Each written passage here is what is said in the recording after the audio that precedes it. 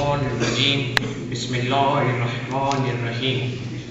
معزز مہمان گرامی، معزز پرنسپل صاحبہ، اساتذہ کرام اور میرے دیگر ہم ساتھیوں، السلام علیکم. وعلیکم السلام. آج اس موضوع پہ مجھے آپ کے سامنے لفظ کشائی کرنے کا موقع ملا ہے. اس کا عنوان ہے عظمت مصطفیٰ اور ہم. اور عظمت مصطفیٰ ایک ایسا موضوع ہے جس پہ گر آ کے بیان کرنا شروع ہو جائے تو قیامت آ جائے گی، میرے لفظ ختم ہو جائیں گے، پر پھر بھی یہ سب کچھ کم پڑے گا عظمت مصطفیٰ کو بیان کرنے کے لیے، حیات مصطفیٰ کو بیان کرنے کے لیے. جناب والا، میں نے اپنے اس موضوع میں جو لفظ ہم کا اضافہ کیا وہ اس لیے کیا ہے کہ عظمت مصطفیٰ تو ہر کوئی بیان کر رہا ہے. کوئی مسجد کے منبر پر بیان کر رہا ہے تو کوئی کسی میلاد میں بیان کر رہا ہے تو کوئی مجھ جیسا آج کی اس تقریر میں بیان کر رہا ہے. لیکن میرا سوال یہ ہے، کیا محمد کی زندگی کا مقصد یہ تھا کہ ان کی زندگی کو ایک موضوع بنا دیا جاتا اور مسجدوں میں پیش کیا جاتا، میلاد میں پیش کیا جاتا یا تقریر میں پیش کیا جاتا؟ نہیں جناب والا، ایسا ہرگز نہیں. نبی کی زندگی کا مقصد جو دراصل تھا، میں اپنی اس تقریر سے واضح کرنے آیا ہوں اور اپنی تقریر کا آغاز اس شعر سے کرنا چاہوں گا. کتاب ہستی کے سر برگ پہ جو نام محمد رقم نہ ہوتا، وجود ہستی بن نہ سکتی، وجود لوح قلم نہ ہوتا، زمین نہ ہوتی، آسمان نہ ہوتا، عرب نہ ہوتا، عجم نہ ہوتا، یہ محفل کونو مکان نہ ہوتی اگر وہ شاہ امم نہ ہوتا. اس سے پہلے کہ میں مصطفیٰ صلی اللہ علیہ وآلہ وسلم کی ذات کی طرف جاؤں، میں نبی کا مطلب مختصراً واضح کرنا چاہوں گا اور اس کو واضح کرتے کرتے مصطفیٰ صلی اللہ علیہ وآلہ وسلم کی ذات کی طرف چلا جاؤں گا کہ خدا نے ہر دور ہر عصر میں اپنے بندوں کی ہدایت کے لیے انبیاء کرام کو بھیجا. اب ترتیب یہ ہے کہ زمین ترقی کر جائے تو انسان نہیں بن سکتی، زمین ترقی کر جائے تو آسمان نہیں بن سکتی، جانور ترقی کر جائے تو انسان نہیں بن سکتا، اور انسان ترقی کر جائے تو نبی نہیں بن سکتا، کیونکہ نبی کو وحی کا منصب دیا گیا ہے. ارشاد باری تعالیٰ ہے، محفوظ فرما دو کہ ظاہری صورت بشری میں تو میں تم جیسا ہوں، مجھے وحی آتی ہے، یعنی چہرے مہرے میں تو میں تم جیسا ہوں، فیشیل آف آؤٹ لک میں تم جیسا ہوں، لیکن وحی کی بنا پر تم سے اس قدر ممتاز ہوں جیسے تم جانور سے ممتاز ہو، کیونکہ جانور ترقی کر کے انسان نہیں بن سکتا. انسان کو عقل دی گئی ہے، انسان کو شعور دیا گیا ہے، اور انسان ترقی کر کے نبی نہیں بن سکتا کیونکہ نبی کو وحی کا منصب دیا گیا ہے. وہ براہ راست اللہ کی بارگاہ سے حاصل کرتا ہے اور بندوں میں تقسیم کر دیتا ہے.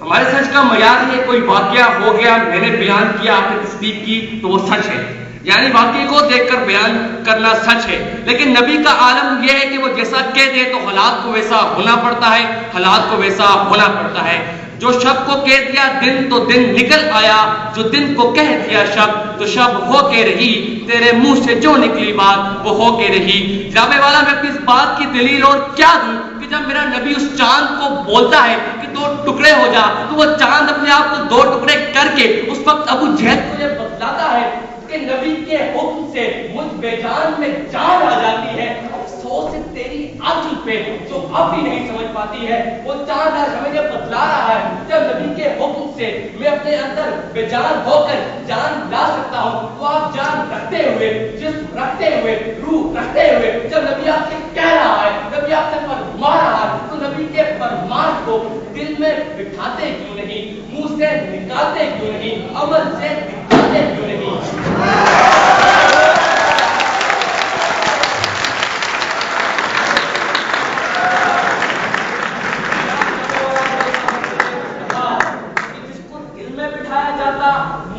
نکالا جاتا، عمل سے دکھایا جاتا. جو اس بے جان میں جان لے آئے وہ ذات مصطفیٰ کی ہے. جو اس بے جان میں جان لے آئے وہ ذات مصطفیٰ کی ہے. بنایا گیا ہے جہاں جس کے لیے وہ ذات مصطفیٰ کی ہے. کائنات کا ہر ایک ذرہ بھیجے جن پہ درود، قرآن کی خط میں مصروف، وہ ذات مصطفیٰ کی ہے، وہ ذات مصطفیٰ کی ہے. جہاں جانے والا پیغمبر ہادی بن کر آتا ہے اور ایک نظام لے کر آتا ہے. اس کی زندگی کا بنیادی مقصد یہ ہوتا ہے کہ وہ اپنی زندگی کو اسوہ حسنہ بنا کر پیش کرے، پوری قوم کے لیے، پوری دنیا کے لیے. اگر نبی خیبر و خندق، بدر و حنین کو موجے سے فتح فرما دیتے تو اسلام آگے نہ بڑھتا. آج میں یہاں پر کھڑا ہوا کہتا،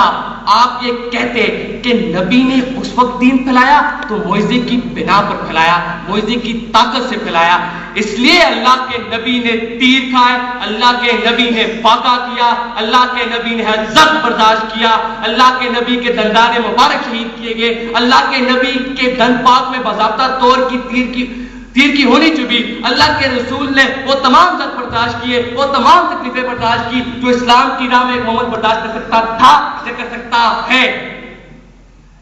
نبی نے جو تکلیفیں برداشت کی وہ اس لیے کی کہ اسلام ان کے زمانے کا مذہب نہ تھا، ان کی جو تکلیفیں تھی وہ اختیاری تھی، اضطراری نہیں تھی، وہ چاہتے تو سب کچھ ہو جاتا، وہ ایک اشارہ کرتے اور کفر کی دنیا تباہ ہو جاتی، وہ ایک اشارہ کرتے اور تحائف والوں پہ دونوں کہانیاں تحائف والوں پہ ڈال دی جاتی، لیکن آپ ایسا کرتے تو نبی کے معجزوں میں سے ایک معجزے کا اضافہ تو ہو جاتا، لیکن آج پھر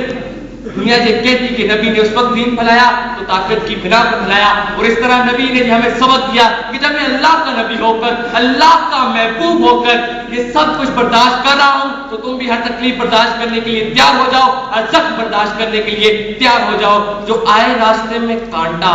تو اسے بھی محمد کا نام لے کر پھول بنواتے چلو، اب تم بھی لوگو، اب ہم بھی لوگو، نبی کا دین پھیلاتے چلو، نبی کا دین بڑھاتے چلو۔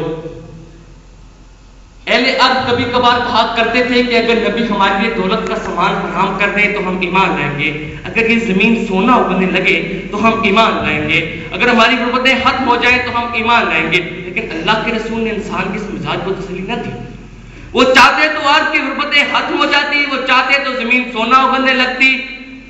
لیکن اگر وہ ایسا کرتے تو اس وقت کوئی اسلام قبول کرتا یا آج کوئی اسلام قبول کرتا تو اپنی دنیا بنانے کے لیے قبول کرتا اور دنیاوی فائدے کے لیے قبول کرتا۔ اس لیے اللہ کے رسول صلی اللہ علیہ وآلہ وسلم نے انسان کے اس مجاز کو تسلی نہ دی، البتہ اپنے اختیار کا اعلان فرمایا کہ اگر میں چاہوں تو یہ پہاڑ میرے ساتھ سونا بن کر چلے۔ یاد رہے نبی نے یہ نہیں کہا کہ یہ سونا ہو جائے، نبی نے یہ کہا کہ سونا بن کر چلے، یعنی جہاں جہاں میں چلوں میرے ساتھ یہ سونا بن کر چلے۔ لیکن میں تو نظام دینے آیا ہوں، میں تو قانون دینے آیا ہوں، میں تو علم دینے آیا ہوں، میں تو ایک مکمل معیار بننے آیا ہوں، میں ایسا نظام دینے آیا ہوں جس پہ آنے والی امت عمل کر سکے۔ اگر میں پہاڑوں کو سونا بنا دوں تو دنیا یہ کہے گی کہ نبی نے دین پھیلایا تو دولت کی بنا پر پھیلایا، اس لیے نبی نے ہر تکلیف برداشت کرتے ہوئے، ہر زخم برداشت کرتے ہوئے اسلام کو غالب کیا تاکہ امتی ہر دور میں، چاہے وہ دور آج اس دہشت گردی کا دور ہو یا کسی اور آفت کا دور ہو،